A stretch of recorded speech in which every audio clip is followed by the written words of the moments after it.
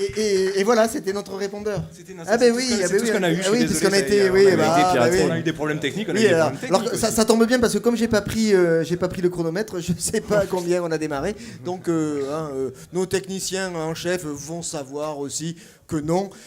Ça va être donc une émission improvisée, comme d'habitude. Alors, je vous ai pas présenté tout le monde. Nous aurons également, quand même, parmi les chroniqueurs, excusez, Amédée Scatoufaille, qui est parmi nous. Bonsoir. Voilà. Nous avons également Jeff, qui est caché par là. Ah, voilà, le poing levé et le nez un peu abîmé par un accident automobile. Nous avons également FX. Bonsoir. Ah, FX est là. Le goguetier. C'est pas anglais comme mot, quand même.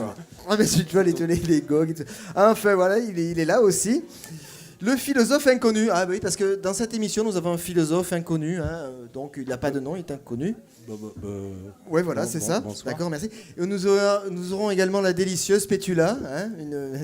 Vous la verrez tout à l'heure, elle est délicieuse. Et évidemment, le prophète des toilettes, parce que c'est une émission quand même très religieuse. Donc un prophète des toilettes, forcément, ici. Aïe, aïe, aïe.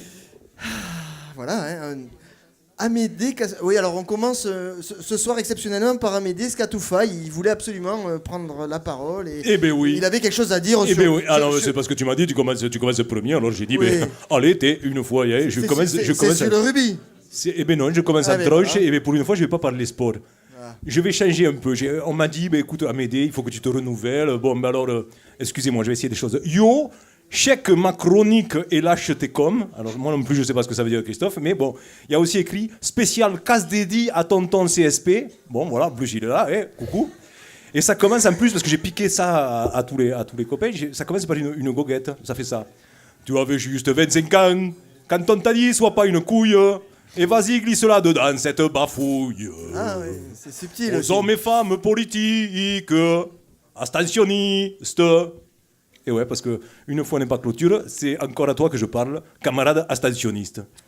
Alors tu vas me dire, mais non, mais ça va, je vais pas trop voter le 25 aux européennes, c'est parce que c'est un peu sale, c'est pas pour moi, je trouve, quand j'y mets les doigts là, ça sent un peu comme ça change rien. Et puis de toute façon, moi je suis contre ce système, parce que moi ce que je veux c'est la révolution, et tant qu'on n'a pas... Bon, d'accord, tu vas me dire comme d'habitude.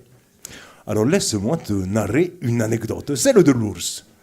C'est l'histoire d'un chasseur qui se fait surprendre dans la chasse par un ours furieux, qui, par un caprice de la nature, au lieu de l'éventrer, le Gefriendlise Christophe, si vous voyez ce que je veux dire. Bon, voilà. Alors voilà, au lieu de... Amédée, enfin. Ah ouais, bah, fait. Tout de même. Là, il y a le chasseur, il rentre chez lui, un peu remué, il veut se venger. Le lendemain, mais il retourne dans la montagne avec son plus gros fusil pour se fumer un petit peu la bestiace quand même. Et là, quand même, crac, l'ours le trouve en premier, et poum, de nouveau, il fait le coup du TGV dans la vallée d'Aspe, si tu veux, je te pas te l'expliquer, Christophe. Bon, voilà, et là, le chasseur rentre chez lui comme ça, en quelque sorte. Et puis le surlendemain, quand même, il dit non, ça va pas être possible comme ça. Il s'étouille. Non, il sait pas, il s'étouille. Il s'outille. Il prend l'outil comme ça, le bazooka, tout ça, il retourne, il se met à l'affût comme ça. Et puis d'un coup, là, qu'est-ce qu'il sent? La grosse papate sur l'épaule. Et l'ours qui lui dit... Alors, il y a deux versions à cette blague. Je vais vous faire la version un petit peu élégante, d'abord. Et l'ours lui dit, tu es sûr que tu viens pour de la chasse? Alors, la version pour Christophe, l'ours lui dit, tu es sûr que t'es pas un peu pédé? Voilà. Parce que sinon, Christophe ne comprend pas, je suis désolé. Et bien moi... Chacun a ses limites. C'est ça. Et mais moi, l'abstention, ça me fait penser à cette histoire. Non, parce que la dernière fois que tu t'es abstenu, camarade, c'était le mois dernier, au municipal. Et si tu es de Toulouse, tu as vu ce qui avait changé? Cette petite manif de fachos protégés par des crânes rasés, eux-mêmes protégés par des CRS sur le Capitole un samedi. Ça t'a plu, ça? Et le marché des précaires, Arnaud Bernard, c'est fini, ça. On va les cacher, les clodos, là. Faudrait pas faire peur aux consommateurs. D'ailleurs, on va baisser les prix des parkings en ville, histoire que tous les paysans du coin ils puissent venir nous enfumer avec leur Mercedes et nous acheter des marques. Parce que c'est ça qui compte, c'est ce que les gens achètent. Oh, et la petite manif des intermittents. 150 intermittents, 600 CRS pour protéger le type du MENEF. C'était bien, ça. Et si tu n'es pas de Toulouse, Manuel Valls, Premier ministre, 50 milliards qu'on te dit d'économie, mais c'est quand même juste un peu de pauvreté en plus. C'est ça que tu voulais, camarade abstentionniste? Parce que c'est ce que tu as eu. Enfin, moi, je te le dis comme ça. Et pour l'Europe, ça va être pareil. Oui, l'Europe, ça sert à rien, c'est des intérêts multinationaux, ils s'occupent pas des gens comme nous, ils comprennent rien, on ne veut pas voter en cautionnant le système. Non, il faut pas aller voter, non, il faut pas aller voter pour un Parlement européen qui pourrait s'opposer à la Commission européenne, tu sais, la Commission qui négocie le traité ACTA qui va changer quand même la façon dont tu as accès aux soins, à la protection, aux services de façon très géniale. Il faut pas aller voter pour un Parlement européen qui pourrait peut-être, s'il avait un peu des peuples derrière, des voix derrière, faire entendre une voix internationale contre ce qui se passe en Ukraine, en Syrie, au Soudan. Il ne faut pas aller voter pour un Parlement européen qui pourrait encore lutter contre les dérives du capitalisme financier productiviste et proposer une vision globale et durable du développement.